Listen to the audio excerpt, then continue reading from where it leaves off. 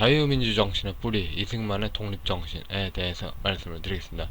1과부터 5과까지 서론을 다루었습니다. 이제까지 한국사는 반공보수를 중심에 세우나 아니면 친중좌파를 중심에 세우는 일을 해왔습니다.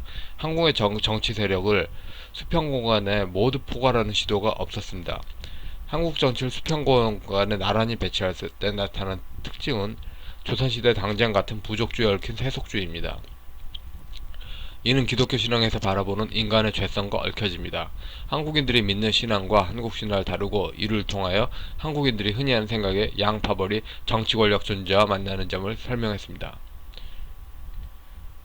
이승만 대통령은 대한민국을 세운 건국 대통령입니다.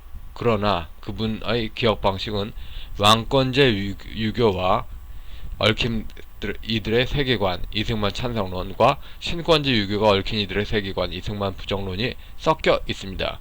이승만 찬성론자는 자신의 글에서 이승만 반대론을 배제합니다. 이승만 반대론자는 자신의 글에서 이승만 찬성론을 배제합니다. 그러나 진실은 양쪽 시각을 동시에 다루는 데 있을 것입니다. 어느 한쪽 시각에 갇히게 된다면 부족주의 시각일 것입니다. 그러나 양쪽 시각의 디테일을 모두 다루는 것은 두꺼운 단행본 학술사의 몫일 것입니다. 이 글은 개략적으로 살펴보기로 합시다. 이승만 찬반론의 연구사는 일반인들의 상식 안에 놓여 있습니다. 이승만을 어떻게 반대하느냐? 이승만의 반대론 입장은 이승만이 누구인가를 생각하면 알 수 있습니다. 첫째, 이승만은 기독교인입니다. 이승만은 기독교를 통해서 한국이 서양 문화를 잘 배워서 서방 자유진영을 지향하기를 소망했습니다. 뒤집어 말하면 이승만의 지향점은 중국 문명의 유불선 신앙이 아니고 동시에 기독교를 통한 동구사회주의권을 전망으로 하지 않았다는 이야기입니다. 그런데 유불선 신앙을 가진 이들에게 이승만은 어떤 이미지였나, 이것을 생각해야 됩니다. 그러니까 뭐 오랑캐 종교를 믿었다 이런 식으로 봤겠죠. 동구사회주의권을 중앙으로 본 양반 귀족들에게는 역시 어떤 이미지였나? 뭐 오랑캐 비슷한 이미지죠. 둘째, 이승만은 반공주의자입니다. 일정 부분은 미국을 배경으로 하는 목적에서 일정 부분 소련 사이즈에 얽힌 문화를 극복하려는 의도에서 걸려 있었을 것입니다. 반대 시각에서 본다면 좌익 인맥들 강하게 주한 나쁜 지도자였습니다. 조선 후기 사회가 양반들의 규제가 거의 없었는데 좌익 귀족들에 대한 규제에 당황한 이들이 그런 규제의 당사자의 증오심을 가졌을 것입니다. 그리고 미국에 얽힌 사대주의로 보여질 수 있습니다. 중국과 소련이 많이 중화주의를 정통이다 라고 보는 사람들에게 그렇게 봤겠죠. 이승만은 기독교를 매개로 미국의 신뢰를 받았고 그것이 해방공간의 정치싸움의 승리를 가져왔습니다. 해방공간의 정치싸움의 패배자들은 승리자인 이승만의 미국의 배후원인의 적개감을 가졌을 것입니다. 그리고 자기들의 원하지 않았던 시스템을 강요한 지도자로 비춰질 수 있습니다. 소련 마을 풍습에 집착이 있는 경우 그렇죠. 중국 문명의 시족 중심의 신분사회제가 영원하다는 전제로 서양의 자유주의 체제는 사상의 강요로 비춰질 수 있을 것입니다. 그러나 다수의 국민은 이승만 권력에 줄을 서서 이익을 먹는 세력도 아니고 그렇다고 해서 반대 정파의 혈연 연고에 속하지도 않았을 것입니다. 셋째, 이승만은 사회주의로 치우쳐진 항일운동 주류에서 떨어져서 미국을 배경으로 한 개인 중심의 항일운동을 했습니다. 반대 시각에서 보면 이승만의 항일운동 시각 자체를 인정하지 않을 수 있고 미국을 배경으로 했다는 것에 대한 부정적 시각을 생각할 수 있습니다. 한국 사회는 친중파 항일운동만이 중화이며 친미파 항일운동이 오랑캐였다고 보는 인식이 있었을 것입니다. 이승만 옹호파는 기독교 시각이거나 서양 근대적 주체관이 있고 이승만 반대파는 유불선이 혼합한 춘추를 이룬 대동신앙의 시각을 뿌리를 둔 중국적 부족주의 세계관이 있습니다. 미국의 압도적인 국력에 의존한 상태가 계속될수록 미국에 의존하면서도 빈곤 상태의 자괴감에 빠져드는 것이 반복됐습니다. 넷째, 이승만은 집권기간 내내 좌익을 배제했고 그것을 국민의 동의받으려 했습니다. 반대 시각에서 본다면 이는 서구사회 청나라를 대체할 우주의 중심으로 본 사고였지만 국제사회에서 파시즘적 인종주의로 비난을 받을 수 있을 것입니다. 이승만은 미국에서 선진문화 교육을 받았음에도 이승만 자유당 정권은 여느 아시아 정치인들의 자기 식구 챙기는 것과 다르지 않았습니다. 문제는 이렇게 했던 비판은 전제 조건이 있습니다. 비판한 자가 서구주의자이며 그러한 실천을 해야만 한다는 것이 깔려 있습니다. 이승만 비판의 상당 부분에는 광주민중항쟁 이후 좌파가 주장하는 과거의 반공 권력도 광주민중항쟁을 진압한 신군부와 같을 것이라는 전제와 김대중 세력이 서구식 민주주의를 구현할 것이라는 미국 좌파 측의 80년대 이후 기대감이 깔려 있습니다. 그러나 이승만을 그렇게 비판했던 이들은 우파 세력을 밀어내고 사회구조적으로는 비슷한 일을 저질렀습니다. 민주화를 구현한다는 이들은 이승만 배후 세력과 다른 형태의 유교에 권력 집중을 보였습니다. 만델라도 그 과거 청산하고서는 자기가 검증 받았잖아요. 자기가 똑같은 짓 안 한다. 똑같은 짓 안 한다. 똑같은 짓 안 한다. 검증을 받았잖아요. 한국 뭘 받았는데. 서구 국가를 지향했으나 통치 과정에서 아시아적 한계에 발목 잡혔다는 설명이 적절해 보입니다. 이승만 찬성론의 입장은 이승만 반대 세력이 누구인가를 생각하면 알 수 있습니다. 이승만 반대 세력은 친미파 이승만을 싫어할 수밖에 없는 친청, 친소련 세력입니다. 반면에 중국적 세계관의 한계성에 대한 비판의식의 공감이 이승만 찬성 입장에서는 궁극적으로 깔려 있습니다. 그러니까 이승만을 옹호하는 이는 뭐 반중이어야 되죠. 신종교여야 되고, 중국 문명 특유의 서대부 계급의 특수신분의 정치에 대하여 반대로 서고 싶은 이들이 이승만을 긍정합니다. 미국을 통해 영어권 서방 세계와 교류해야 돈을 벌 수 있으며 중국에 줄 서면 안 된다는 인식이 있었습니다. 자유민주주의 대한민국을 현실로 인정하는 이들입니다. 이들 중에서는 시각은 두 가지로 나뉩니다. 이승만 정권 때 요직을 경험했던 귀족 후손들의 시각은 이승만의 인물을 강조하며 그 직계를 강조합니다. 그러니까 인물을 강조하고 그 다음에 직계를 강조한다. 이건 그 직계 후손인 경우죠. 귀족층은 이승만을 인물 중심으로 보며 그 속에서 인격적 요인을 강조합니다. 그러니까 그 인물과 그 인격을 본 사람은 그 직계 라인일 수밖에 없죠.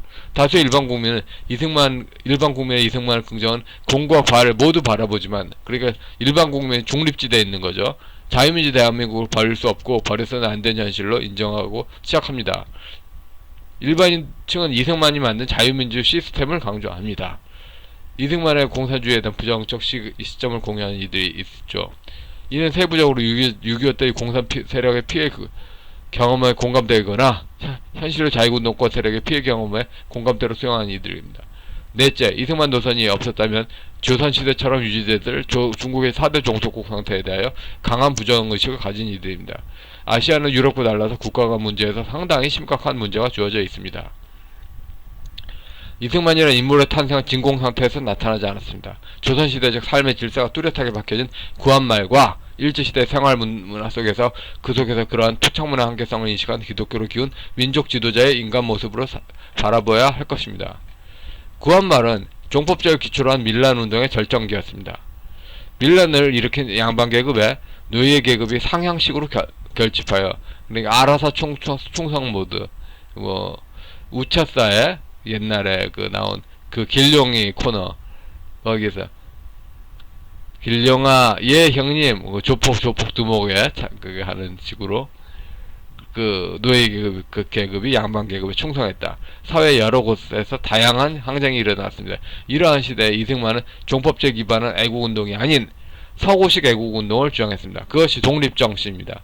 이승만은 그 책에서 조상숭배 유저의 치족적 자아관이 아니라 서구적 근대 개인 주체성을 강조한 것입니다. 이승만은 문명교회 모델로 미국을 주장했습니다. 이승만은 같은 시대의 개파 지식인과 마찬가지로 유교 만공론을 믿고 있었습니다. 이승만은 청나라의 한반도를 바라본 시각에 대하여 날카롭게 비판을 했습니다. 청나라의 원색의 간섭 밑에서 개화의 기회를 놓치고 있다고 비판했습니다. 이승만의 최대 우호국은 미국이었습니다. 이러한 독립정신을 이승만의 정적 입장에서 읽어봅시다. 이승만은 명나라가 망하고 조선왕조가 중화이며 문화보여하겠다는 조선중화주의를 무너뜨렸습니다.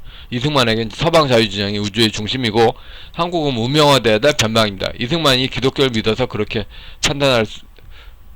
판단할 수 있습니다. 이 전통문화 단절 선언을 하더라도 여전히 국민이 믿는 신앙은 국민의 전통문화에 잘 필 수 없다고 반론할 수 있습니다. 궁극적으로 조선시대의 시족문화 관습을 벗어나서 서구를 지향하자는 것에 대하여 그 관습을 고수하면서 바라보자는 반론이 가능합니다. 이승만이 서양의 정신으로 서양 문화를 지향하자고 한 것에 대해 중국 정신을 유지하면서 서양을 바라보자는 생각이 가능합니다. 이승만은 중국적 사고의 한계를 지적하며 서구식 근대화를 옹호합니다. 그러나 이승만의 정적들은 종법적 사유 질서를 깨뜨렸다는 의미에서로 이승만을 비난합니다. 이승만의 관점은 개나 두레 등에 깔린 시족 종교를 통하여 공산주의 운동을 주도한 이들의 강한 반발을 초래했습니다. 이승만의 독립정신은 미국식 근대관을 모델로 합니다.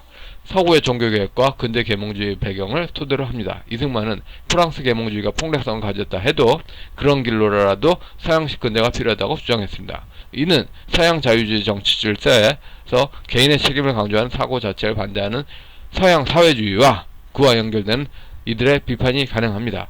서구 국가에도 귀족들이 근대 정신으로 사회 책임을 교육하려 해도 대중들은 책임 정신을 포기하는 움직임이 있었습니다. 서구 사회가 그럼에도 불구하고 법이 살아있음은 서구의 귀족 모범을 구현하려는 정신 때문일 것입니다. 그러니까 서구 사회에서도 하층 및 계층에서는 법치가 뭔데, 법치 얼어주고 너나 해라, 이런 문화가 있는데도 법이 유지되면 귀족들의 모범이 있는 거죠.